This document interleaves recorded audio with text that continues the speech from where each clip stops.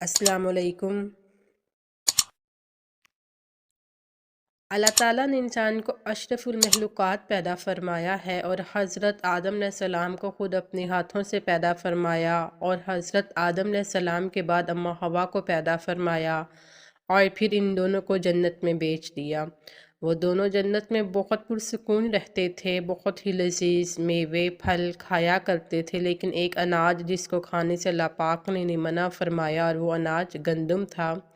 قرآن مجید میں سورۃ بقرہ میں اللہ تعالیٰ کے اس فرمان کا مفہوم کچھ یوں ہے کہ اللہ تعالیٰ نے آدم علیہ السلام سے فرمایا کہ تم اپنی بیوی کے ساتھ اس جنت میں رہو اور جہاں سے چاہو خوب کھاؤ پیو، لیکن اس درخت کے قریب بالکل بھی نہ جانا ورنہ تم نقصان اٹھاؤ گے، اور یہ ابلیس تمہارا اور تمہاری بیوی کا دشمن ہے، اس سے ہوشیار رہنا، کہیں ایسا نہ ہو کہ یہ تمہیں جنت سے نکلوا دے۔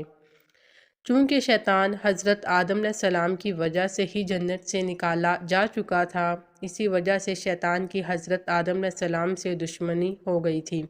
شیطان یہ چاہتا تھا کہ وہ کسی بھی طرح حضرت آدم علیہ السلام کو جنت سے نکال دے اور ساتھ میں اماں حوا کو بھی جنت سے نکال دے۔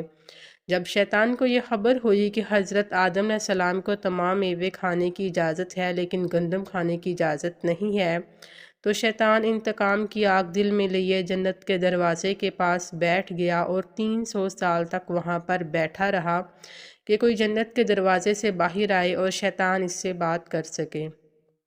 ایک دن اچانک سے مور جنت سے باہر آ گیا۔ شیطان اس کو دیکھتے ہی بہت خوش ہو گیا۔ شیطان نے پوچھا، اے خوبصورت پرندے، تم کون ہو؟ مور بولا، میں مور ہوں، اب تم اپنا تعارف کرواؤ۔ شیطان نے جواب دیا کہ میں عالم غیبیہ کا ایک فرشتہ ہوں، میں اللہ پاک کی عبادت سے ایک پل بھی غافل نہیں ہوں، میں چاہتا ہوں کہ میں جنت میں جاؤں، وہاں کی نعمتوں کو اپنی آنکھوں سے دیکھوں۔ شیطان مور سے کہنے لگا، تم مجھے جنت کے اندر لے جاؤ، میں تمہیں 3 ایسی باتیں بتاؤں گا جس سے تمہیں ابدی زندگی حاصل ہو جائے گی، تمہیں بڑھاپا اور بیماری نہیں آئے گی، تم ہمیشہ جنت میں ہی رہو گے۔ شیطان کی یہ باتیں سن کر لالچ میں آ کر مور نے کہا کہ مجھ میں تو اتنی طاقت نہیں ہے کہ میں تمہیں جنت کے اندر لے جاؤں، لیکن ایک سانپ میرا دوست ہے، وہ شاید تمہاری مدد کر سکے۔ یہ کہہ کر مور سانپ کے پاس آیا اور اس کو ساری بات بتائی۔ سانپ بھی شیطان کے باتوں سے بہت خوش ہو گیا، پھر شیطان کو اپنے منہ میں چھپا کے جنت میں داخل ہو گیا، اور یوں شیطان اپنی چال میں کامیاب ہو گیا۔ جنت کے تمام نگہبانوں کو یہ معلوم تھا کہ یہ شیطان چال چل رہا ہے اور جنت میں داخل ہو چکا ہے۔ فرشتے شیطان کو جنت سے نکالنے لگے، تب ہی اللہ پاک کا حکم ہوا کہ اس کو ابھی جنت میں ہی رہنے دیا جائے۔ وہ فرشتے اللہ تبارک تعالیٰ کے حکم سے رک گئے۔ شاید یہ حضرت آدم علیہ السلام کا امتحان تھا۔ شیطان حضرت آدم علیہ السلام کے پاس اور اماں حوا کے پاس جا کر اپنی محبت کا اظہار کرنے لگا۔ وہ دونوں ہی شیطان کو نہ پہچان سکے کیونکہ ماضی کے مقابلے میں شیطان کی شکل تبدیل ہو چکی تھی۔ شیطان کہنے لگا کہ میں چاہتا ہوں کہ آپ دونوں ہمیشہ جنت میں اسی طرح زندگی گزاریں، ہمیشہ خوش رہیں۔ حضرت آدم علیہ السلام اس کی بات بہت غور سے سننے لگے۔ شیطان نے کہا کہ اگر آپ میری بات مان جائیں تو آپ کو جنت کی اور بھی تمام سہولتیں ملیں گی۔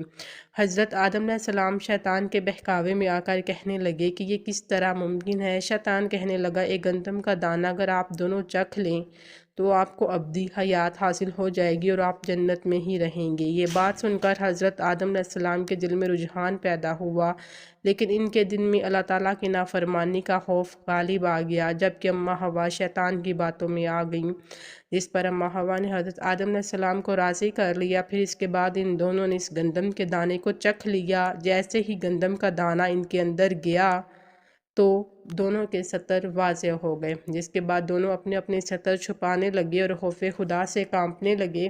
اس دوران اللہ تبارک تعالیٰ نے فرشتوں کو یہ حکم دیا کہ حضرت آدم علیہ السلام اور اماں حوا دونوں کو زمین پر اتار دو۔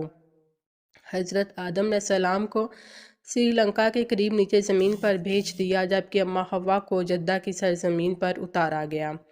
جن خوبصورت پیروں سے چل کر مور شیطان کو جنت کے اندر لے کر آیا تھا، وہی خوبصورت پاؤں اللہ پاک نے مور سے لے لیے۔ سانپ جو اپنے منہ میں شیطان کو چھپا کر لایا تھا، اس کے منہ کی خوبصورت خوشبو کو چھین کر اس میں زہر ڈال دیا گیا، پھر مور کے ساتھ ساتھ سانپ کو بھی جنت سے نکال دیا گیا۔